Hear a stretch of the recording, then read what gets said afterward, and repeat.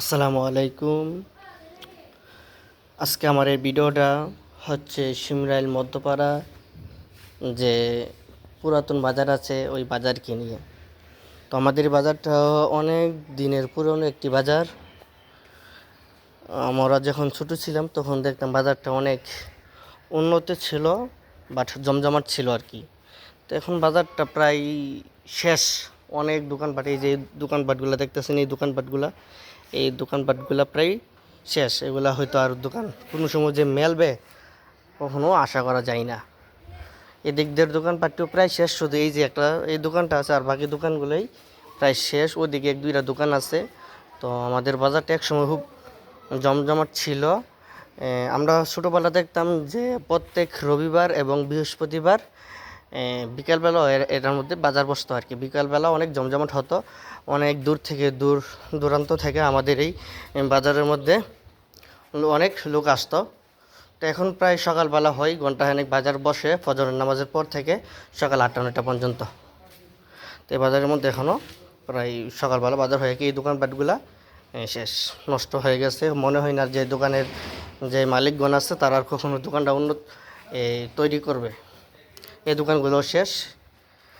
তো বাজারটা আজকে যে কারণে ভিডিওটা করতেছি, এই বাজারটা অনেক ময়লা আবর্জনা ছিল, এই যে আশেপাশে অনেক ময়লা আবর্জনা ছিল।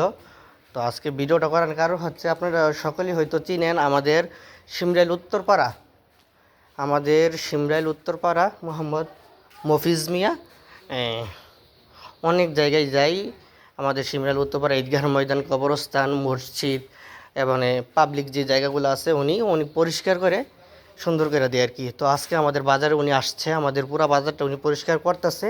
ইনশাল্লাহ ভিডিওর মধ্যে ওনাকে দেখানো হবে বাজার পরিষ্কার করতেছে। যে এই সাইডগুলো উনি একাই, ওনার সাথে কেউ নাই, উনি একাই পরিষ্কার করতেছে। আমি ঘন্টা 2 ঘন্টা আগে এদিক দিয়ে যাওয়ার সময় ওনাকে দেখছি যে উনি পরিষ্কার করতেছে। এখনও উনি পরিষ্কার করতেছে, একা একা পরিষ্কার করতেছে।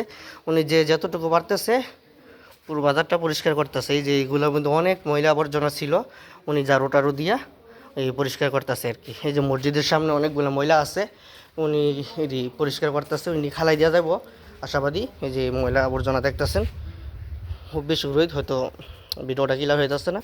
এই যে দেখতেছেন এটি অনেক ময়লা আবর্জনা, উনি এটি পরিষ্কার করতেছে। আমি আপনাদেরকে দেখাতেছি যে এটা হচ্ছে আমাদের বাজারে দুধ বাজার। এই যে দুধ বাজারটা উনি পরিষ্কার করছে এবং মাছ বাজারটা পরিষ্কার করছে। আমি মাছ বাজারটা আপনাদেরকে দেখাইতেছি। এই যে মাছ বাজারটার মধ্যে অনেক ময়লা আবর্জনা ছিল, এদিকে অনেক ময়লা আবর্জনা ছিল। আর এটা হচ্ছে মাছ বাজার, এটা খুব অনেক সুন্দর করে পরিষ্কার করছে। এই যে দেখেন খুব সুন্দর হইতেছে। এটা হচ্ছে আমাদের শিমলার পুরাতন বাজারের মসজিদ।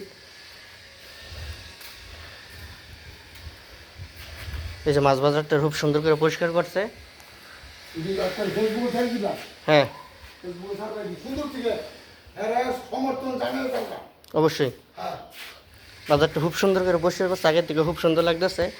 আমাদের শিমরাইল গ্রামের যারা ধন্যমান্য ব্যক্তি আছে তাদের কাছে আমার একটা অনুরোধ, এই যে আমাদের শিমরাইল পুরাতন বাজার যেই বাজারটার মধ্যে মাছ বাজারটা আছে, আমি আপনাদেরকে দেখাচ্ছি। মাছ বাজারটার মধ্যে এই যে উপরের টিনগুলা নষ্ট হয়ে গেছে। যদি কেউ থাইকা দেখেন এরকম মানবিক ব্যক্তি, চেষ্টা করবেন কয়েকজন মিলে যেত আমাদের টিনগুলা পরিবর্তন করে দেওয়া হয় আর কি। টিন বলতে যে তুলিগুলো আছে, তুলিগুলা একটু পরিবর্তন করে দেওয়ার জন্য। তো এগুলা প্রায় উনি একই পরিষ্কার করতেছে, প্রায় 2-3 ঘন্টা হয়েছে পরিষ্কার করতেছে উনি, যে সুন্দর করে পরিষ্কার করতেছে।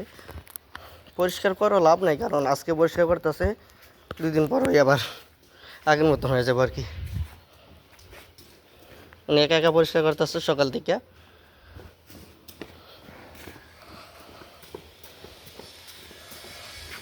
এই যে এটা হচ্ছে মাছ বাজার, এটা হচ্ছে তরকারি বাজার। তো উনি পরিষ্কার করতেছে, আপনি তো দেখলেন ভিডিওর মধ্যে। আর এই সাইডটা পরিষ্কার করবে, এই যে এগুলো পরিষ্কার করতেছে। এটা হচ্ছে তরকারি বাজার যেটা বলে, তরকারি বাজারগুলো পরিষ্কার করতেছে। এই যে এই দোকানপাটগুলো নষ্ট হয়ে গেছে, এই যে এখানে 2টা দোকান আছে এটা চলে, আর বাকি এই যে দোকানপাটগুলো দেখতেছেন সব নষ্ট হয়ে গেছে, এগুলো উনি পরিষ্কার করতেছে।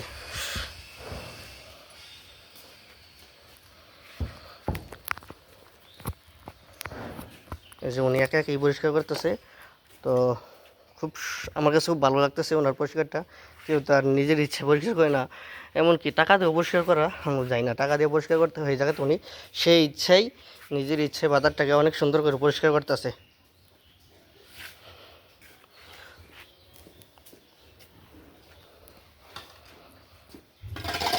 সবাই ভিডিওটা বেশি বেশি করে শেয়ার করবেন এবং